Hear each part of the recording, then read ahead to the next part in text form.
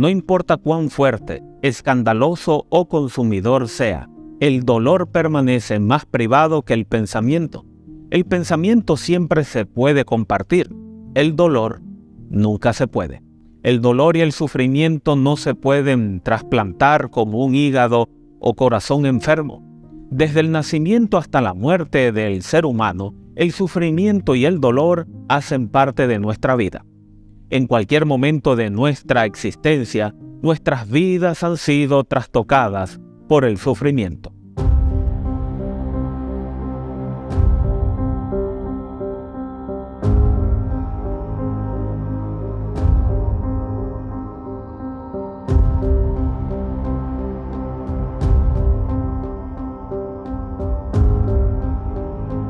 Él es varón de dolores.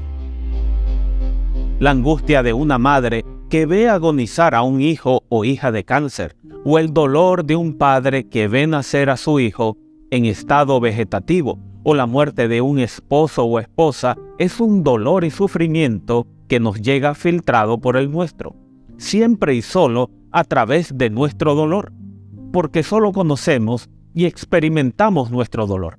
Como sea que muramos, como suframos, ya sea solos o en paquetes, la agonía corporativa, el dolor colectivo, en realidad no existe. Somos islas de angustia para nosotros mismos. La angustia, el sufrimiento y el dolor están privatizados. En otras palabras, solo podemos cargar y llevar nuestro sufrimiento. No conocemos más sufrimiento del que permite nuestro metabolismo personal, ni más dolor del que nuestras células delirantes pueden soportar. Nuestra finitud es nuestra defensa. Nuestra frontera física son nuestra mejor protección. Qué suerte que el dolor y el sufrimiento permanezcan cercados y limitados por los confines inherentes de la individualidad. ¿Te imaginas no solo llevar y cargar nuestras luchas, sufrimientos y dolores, sino el de los demás? Sería imposible para nuestros corazones. Una madre puede sufrir por su hijo, pero nunca podrá llevar sobre sí el dolor, la angustia y la enfermedad, aunque quisiera. Sufrimos, y por nuestros amados, pero no podemos llevar lo que ellos llevan. Sin embargo, hay una excepción a esta personalización del dolor que de otro modo sería pandémica. Solo una vez ha existido que todo el dolor, la angustia, desesperación, terror y sufrimiento de todo ser humano que ha vivido sobre este planeta fue colocado sobre una sola persona y en un solo lugar. Ese lugar fue la cruz. Esa persona fue Jesús. Solo en la cruz podemos encontrar esperanza en medio del dolor. En el centro de la historia bíblica hay un Dios que en realidad se introduce en el sufrimiento por nosotros. Aunque experimentamos solo nuestro propio miedo, solo nuestro propio aborrecimiento, en la cruz Jesús experimentó el de todos los demás. Las miserias individuales de la humanidad fueron una por una sumadas, cargadas y puestas sobre el Creador. En la cruz, todo lo repugnante y malvado que alguna vez se agitó en nuestros nervios se agitó en los suyos al mismo tiempo. Por mucha sangre, sudor y lágrimas que se hayan derramado, goteado y corrido bajo lunas anémicas, a pesar del color canceroso del alma y de los destinos abominables de tantos pequeños, ninguno de ellos, ninguno de nosotros sufrió más que una sola lata humana. Nuestro dolor nunca superó nuestra finitud. Nadie jamás sintió más dolor de lo que él o ella individualmente podrían soportar. En el momento en que se cruzó el umbral, la muerte lo rompió. Y despreciado y desechado entre los hombres, varón de dolores, experimentado en quebranto, y como escondimos de él el rostro, fue menospreciado y no le estimamos. Ciertamente llevó él nuestras enfermedades y sufrió nuestros dolores, y nosotros le tuvimos por azotado, por herido de Dios y abatido. Mas el herido fue por nuestras rebeliones, molido por nuestros pecados. El castigo de nuestra paz fue sobre él, y por sus llagas fuimos nosotros curados. Isaías 53, del 3 al 5. En la cruz, los males del mundo y todos sus dolorosos resultados se concentraron en Él inmediato. Desde el dolor desde los niños mutilados y luego asesinados por Mengele, hasta los temblores personales de la culpa, desde el primer vientre hinchado hasta el último pulmón efisémico, desde el abusado hasta el abusador, todos los males finitos del planeta cayeron sobre Cristo y amontonados a la vez fueron suficientes para matarlo, y todo lo llevó y lo soportó por amor a ti. En la cruz, el Creador del universo, habiendo tomado sobre sí nuestra humanidad, murió por el mal de esa humanidad, o no lo hizo. No hay términos medios aquí, no hay medios compromisos. O Jesús era Dios mismo, o simplemente era un buen hombre, y existe una diferencia bien infinita entre los dos. Se ha dicho que el hombre simplemente inventó a Dios para no matarse a sí mismo. Si es así, entonces el hombre no solo inventó a Dios, sino a uno que sufrió infinitamente más que la criatura. Cualquier criatura que él creó, por increíble que sea, la cruz, no hay nada contradictorio en ella. El poder que pronunció la existencia de la infinidad, la eternidad y la materia, y los envolvió y cubrió, el resultado con nada ciertamente tendría la capacidad de revestirse de carne humana y luego morir en esa carne. Aquel que creó todo lo creado podría convertirse en parte de lo creado. El problema no es cómo lo hizo, sino por qué lo hizo. Si ascender de 0 a 1 es un paso infinito, ¿cuál es el cálculo moral de descender de lo infinito a lo finito? Que Dios mismo se hiciera humano, que el infinito asumiera la finitud sin dejar de ser infinito, eso es bastante increíble.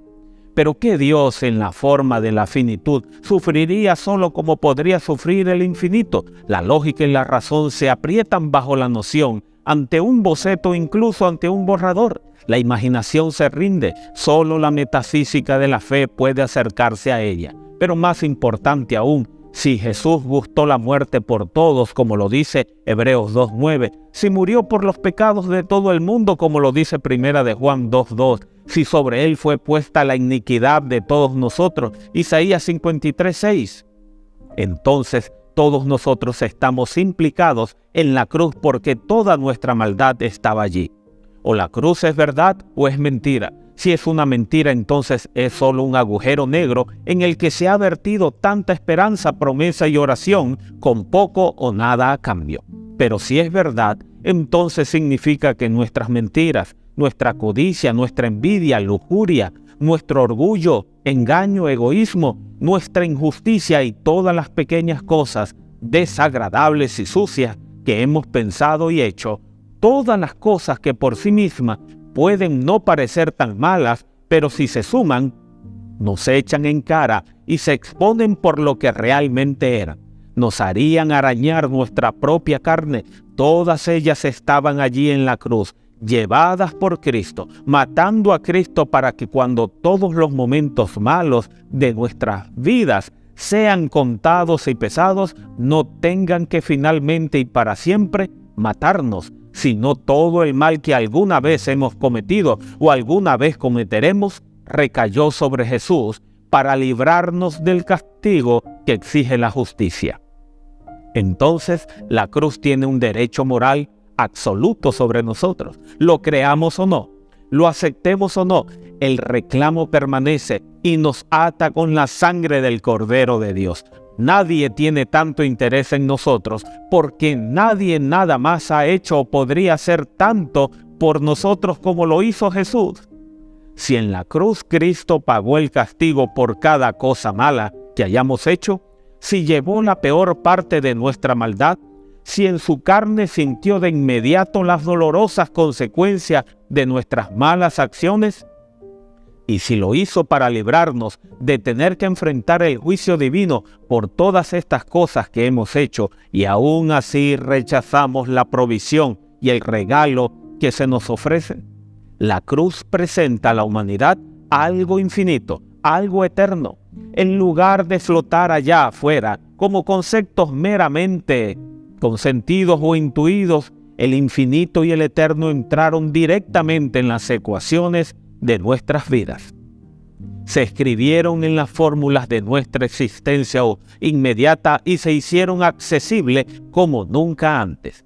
Hacer que el Dios eterno e infinito se vista de carne humana para salvarnos del destino inevitable de nuestras propias envolturas podridas, y luego que esas envolturas temporales y podridas rechacen deliberadamente lo que Él hizo por nosotros, es doloroso.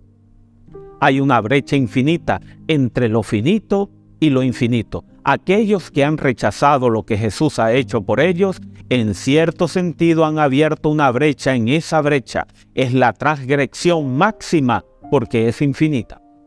De toda la maldad del mundo, en la cruz, los asesinatos, las violaciones, el incesto, la barbarie, la única que no está, la única no prevista, es la única infinita, aquella en lo que lo finito rechaza lo infinito. ¿Rechazaremos el sacrificio de Jesús? ¿Rechazaremos su amor y su misericordia? Nada anula la cruz. Permanece por encima y más allá de todo lo demás, y sus afirmaciones son tan universales, tan amplias y tan grandiosas que eliminan todas las excusas, incluso las buenas, sobre el sufrimiento humano. No importa lo que hayamos sufrido, hemos sufrido solos, como individuos, no más. En contraste, Dios tomó la forma de la humanidad y murió una muerte no solo la peor de lo peor, sino que sufrió a sabiendas que muchos la rechazarían. Y aunque esa muerte asombrosa no responde a todas las preguntas sobre el mal y el dolor, sí las pone en una perspectiva que podría ayudarnos a superar nuestra propia angustia y la de los demás. En su libro, Dar sentido al sufrimiento, de Peter Kreeft, escribe: Dios no nos dio un placebo o una pastilla o un buen consejo. Él se nos entregó, Él vino, entró en el espacio y en el tiempo y el sufrimiento. Este es el mensaje principal de la Biblia y es un mensaje de muy buenas noticias. En esencia, la Biblia no es un libro de consejos o principios morales que nos ayudan a lidiar con el sufrimiento y a tener una mejor vida. Fundamentalmente, es la historia de lo que Dios ha hecho por nosotros, de cómo está reparando un mundo quebrantado. Es un mensaje de esperanza a la luz de su sufrimiento por nosotros. Pero el sufrimiento de Cristo da esperanza durante tiempos difíciles, porque imparte algo que es más fuerte que el sufrimiento: el amor de Dios, que el apóstol Pablo llamó un amor que sobrepasa nuestro conocimiento. Por esta causa doblo mis rodillas ante el Padre de nuestro Señor Jesucristo, de quien toma nombre toda familia en los cielos y en la tierra, para que os dé conforme a las riquezas de su gloria el ser fortalecidos con poder en el hombre interior por su Espíritu, para que habite Cristo por la fe en vuestros corazones, a fin de que arraigados y cimentados en amor, seáis plenamente capaces de comprender con todos los santos cuál sea la anchura, la longitud, la profundidad y la altura, y de conocer el amor de Cristo que excede a todo conocimiento, para que seáis llenos de toda la plenitud de Dios. Efesios 3, 14 al 19. Si hacemos una vez más la pregunta, ¿por qué Dios permite que el mal y el sufrimiento continúen? Y vemos la cruz de Jesús aún, no sabemos cuál es la respuesta. Sin embargo, ahora sabemos cuál no es la respuesta. No puede ser que no nos ama. No puede ser que sea indiferente o esté separado de nuestra condición. Dios toma nuestra miseria y sufrimiento tan en serio que estuvo dispuesto a cargarlo Él mismo. Aunque la Biblia no hace promesa alguna de llevarse nuestro sufrimiento en esta vida, sí nos da esperanza de que el sufrimiento un día terminará para siempre. Al final de la Biblia nos da una visión gloriosa de un mundo venidero en el que todo el dolor y el sufrimiento se irán para siempre. Apocalipsis 21:4 nos dice algo hermoso: Él les enjugará toda lágrima de los ojos de ellos. Ya no habrá muerte, ni llanto, ni lamento, ni dolor, porque las primeras cosas han dejado de existir. La imagen de Dios limpiando las lágrimas de los ojos de su pueblo comunica no solo el cese del sufrimiento terrenal, sino también el consuelo para el sufrimiento terrenal. Rechazar a Cristo y vivir en abierta rebelión contra su palabra nos sentencia a un sufrimiento eterno. Aceptar a Cristo como Salvador y Señor nos abre la puerta a la paz y felicidad plena, cuando Él le ponga punto final al sufrimiento y dolor. ¿Quieres tú aceptarlo? ¿Deseas entregarte a Él? Entrega tu dolor y tu sufrimiento a Jesús. Él te entiende, está contigo en ese duro camino que transitas, pero Él tiene la solución para ti.